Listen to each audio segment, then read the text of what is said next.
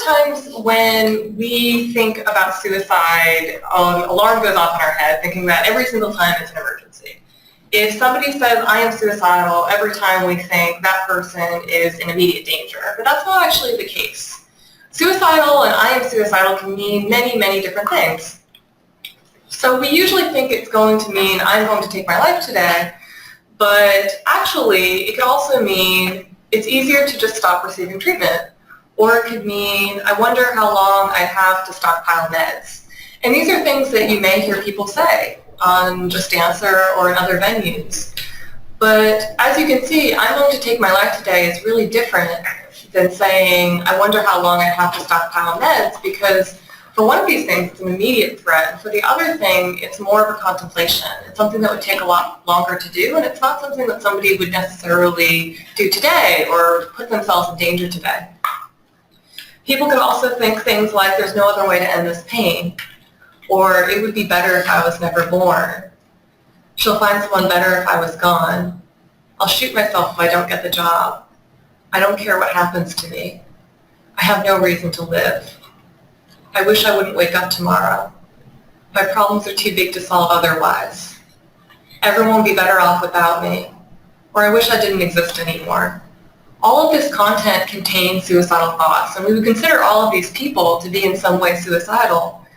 But all of these things are also different, and they may feel like they might have to be treated differently, which is definitely true. But for all of these people, it's content that requires some sort of response. So suicide exists on a spectrum. Not all suicide is a crisis, and thinking about it on the spectrum can help kind of organize all of the features that we were seeing in the slide before. So on the spectrum, some people engage in self-destructive behaviors, which can be dangerous, but it isn't necessarily a sign that somebody is going to be attempting suicide. Then people start fantasizing about not existing, fantasizing about death, and then finally starting to actively plan their death. So for self-destructive behaviors, a lot of people will think, I don't care what happens to me. And that involves engaging in activities that may have a high likelihood of causing harm to them. And they're unaffected by the concern that behaviors will have a permanent negative effect. Yeah, so this is a phase in which people can still be in danger, but it isn't that somebody would plan their death. It's that people are starting to behave in ways that they could die. We see this a lot with youth, where they don't say, no, I would never kill myself, but I don't care what happens to me. And it's often a preceding event to starting to develop actual suicidal thoughts. And the underlying dynamic is probably pain. Yeah. The pain is there, but they aren't choosing when they're going to die. So they never make it into the statistics of being suicidal. Exactly. So at this time when people are in this much pain, a lot of the ways that they start coping with that pain is to start fantasizing about not existing. And we don't think of suicide often as a coping mechanism, but it really is. As Eve said, suicide is about pain. And sometimes when somebody's in so much pain that they think they can't go on anymore, a way to get themselves out of that pain is to imagine a world in which they don't exist. So I don't want to exist anymore. This is somebody who doesn't want anyone to bear the consequences of their death, and they realize there could be a negative impact of their death. So they'd like a way to escape from the pain, but they don't plan on killing themselves. This is more like that Jimmy Stewart movie, It's a Wonderful Life, kind of somebody fantasizing about a world without them and how much easier and better it would be. And after coping with this way for a while, people often start to develop fantasies about how they would die. So this is more about thinking specifically about their death and how it would affect the world. Concerned with the perceived positive aftermath of death.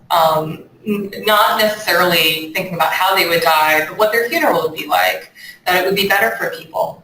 The nation's leading expert on suicide, his name is Thomas Joyner, and Thomas Joyner, he started studying suicide specifically while he was in graduate school, getting a PhD in clinical depression. And at that time, his father died by suicide, and it surprised everybody because his father was not considered somebody who would die by suicide. He was a very successful businessman, and he was found in his car having had stabbed himself to death. So when Thomas Joyner started going to this field, the thing that he observed is that suicide happens when the feeling of burdensomeness exceeds the feeling of connection. So people who are fantasizing about their death, they're more likely to start thinking more deeply about suicide when they think of themselves as a burden and when they imagine the world after their death as being a symbol of their alleviated burden, that people are no longer having to take care of them anymore and the world is much better off without them. Now, after people start fantasizing about this and thinking that it's a positive thing, is when they might start actively planning their own death. So this involves somebody saying, I'm going to kill myself. This is thinking about the means and time of suicide, and perhaps performing other preparatory actions. Now, of all of these things, there can be a lot of danger, especially when it comes to self-destructive behaviors, but only one part of this spectrum is there a risk of somebody actually attempting or completing a lethal act, and that's when somebody is actively planning their death. So that's where a potential crisis is. So in all other parts of the spectrum, we definitely want you to care about these people, and there are a lot of different ways to help people before it escalates to somebody who's actively planning their death or may actually attempt suicide. And a lot of the times, it's just about creating that connection that Thomas Joyner talks about. It's about making someone feel like people care about them and that they're not a burden, and that it's actually more important that they get help than that they stop living, because it's actually more helpful for the community that they continue existing. So when we're talking about suicide intervention, we definitely believe that all suicidal ideation needs to be addressed. And by suicidal ideation, we mean suicidal desire. So somebody having any sort of thoughts of suicide, any thoughts of death that are persistent and recurrent, and perhaps attractive in some way as a coping mechanism. But that doesn't mean that all suicidal thoughts are a crisis. Most of the time when somebody is contemplating suicide, they have no intention of completing or attempting anything. It's more about this exploration of how much easier it would be to not be alive, but it doesn't mean that they're actually considering or planning that option. So you can use the suicide skills that we're going to be teaching here to determine if somebody has thoughts of suicide, if there's a risk of completing a lethal act, if there are any buffers preventing an attempt, which can sometimes comfort you, whether or not de-escalation is possible, and when there is a need to intervene with some sort of emergency services, because sometimes there really is an acute crisis and there needs to be somebody put in that situation right away to help. So what is suicide? So much like self-harm, it varies by person. Suicidal thoughts are a coping mechanism for other types of pain. It's considered a much more viable option than enduring the pain that they're coping with in other parts of their life. So when you think about why people are suicidal, or why people are considering suicide, they imagine that there are certain positive effects and negative effects of their possible death, and that there are internal reactions that they're looking for and external reactions that they're looking for. And depending on what people are looking for, you may have to address it differently or think about it a little bit differently. So a positive internal reaction that people may be exploring with suicide is that they're trying to find a relief from the pain. But they might also be looking for a positive external reaction, which is that they're looking for others to be relieved of the burden of their existence. That said, it doesn't necessarily mean that everybody's fantasizing about positive effects. Some people are looking for a negative internal reaction, which is that they want to punish themselves. Maybe that they feel like there's such a burden on others that they deserve some sort of pain or they deserve some sort of negative consequence of the burden that they've been exposing others to for so long. So they're looking for self-punishment. And then it's true that many others want to punish others. And each of these presents a different circumstance for the practitioner who will eventually care for the person who's suicidal. So people who are thinking of suicide have really different ways of communicating with others about what they're going through. And you can definitely see this with all of the people who might be asking specific questions on Just Answer. So, for example, when we're lucky, somebody will come out and say, I'm thinking of killing myself. And when somebody is saying, I'm thinking of killing myself, it means that they want to speak directly about it and they want to communicate about it directly. But a lot of the times, people will actually just be thinking about this, and they'll say, I'll admit I'm suicidal if someone asks or someone else brings it up. So they may be willing to get help if somebody else brings up the fact that it's okay to be suicidal and that people want them to receive help. There are some people who will admit that they're suicidal if the right person asks. And then finally, there are people who hope that no one can figure out that they're thinking of suicide. So this manifests differently with each of these groups. The people who think I'm thinking of killing myself and will actually come out and say it They openly tell people that they're thinking of suicide, and generally they've experienced these sorts of thoughts in the past. What's dangerous about people who have attempted suicide or had suicidal feelings is they're more likely to attempt again in the future, but at the same time it means that if they have gone through a period of suicidality, recovered, and gone through another period again, it means that they can remember back to feeling hopeless, but there was a period in which they recovered. So that ends up being a really positive thing. If people are coming out and saying, I'm thinking of killing myself, it means that they probably realize that there's something going on in their head that's not reliable and that they want help. So this is actually a great sign. It means that there's ambivalence about the act. It means that they want help, they want to communicate, and that by connecting them with resources, they're much more likely to actually get help. Unfortunately, they get ignored a lot of the time. Mm-hmm. Yeah. Even if somebody does this persistently, it doesn't necessarily mean that they have to be dismissed as looking for attention.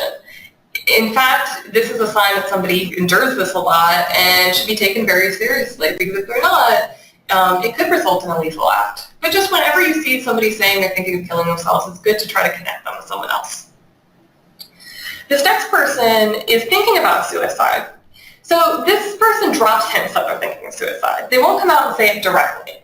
So Eve, why don't they come out and say directly that they're thinking of suicide? Well, they know that it's a big decision, Mm-hmm. and they don't feel competent to make that decision, so they're going to leave it up to the universe to make it for them, and so they drop hints to see if anybody gets them, and you're the universe. Yeah, exactly. So these people know that it's a big decision, and they know that by talking to others about it, that they might be burdening others. So they're worried that if they come out and say, I'm thinking of killing myself, then others will feel like, oh, now I have to take care of this person. So instead of saying it directly, they hint at it. They say things like, what do they say? No one will miss me if I'm dead, or everybody will be better off, or when I die, I want them to play Grateful Dead music at my funeral. Yeah. So these people start bringing up what they want their funeral to be like, or they'll start talking about death a lot, or they will ask people about their opinions of suicide. But most frequently they say things like, I just can't see, I don't see a reason to go on anymore, or nobody cares if I stay alive anyway, or it would be better off if I weren't alive. These sorts of things imply that somebody's thinking of suicide, and what they're hoping is that somebody brings it up as like, oh, you're talking about suicide. Because if somebody else brings it up and they're not burdening others, that person has offered their help. So these people want someone to help them, but they don't want to come out and say it because they're worried about burdening others. So this third person, I'll admit I'm suicidal if the right person asks. They might not respond honestly if this asks without rapport. So if you ask them if they're feeling suicidal, they might try to dodge the question.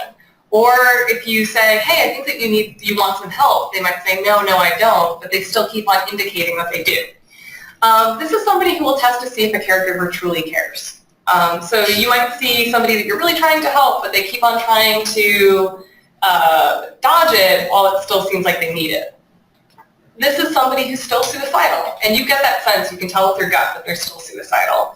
But that doesn't necessarily mean that you should stop trying or you shouldn't send out the resources. It just means that they are hoping that the right person helps them rather than somebody that they don't want to engage with.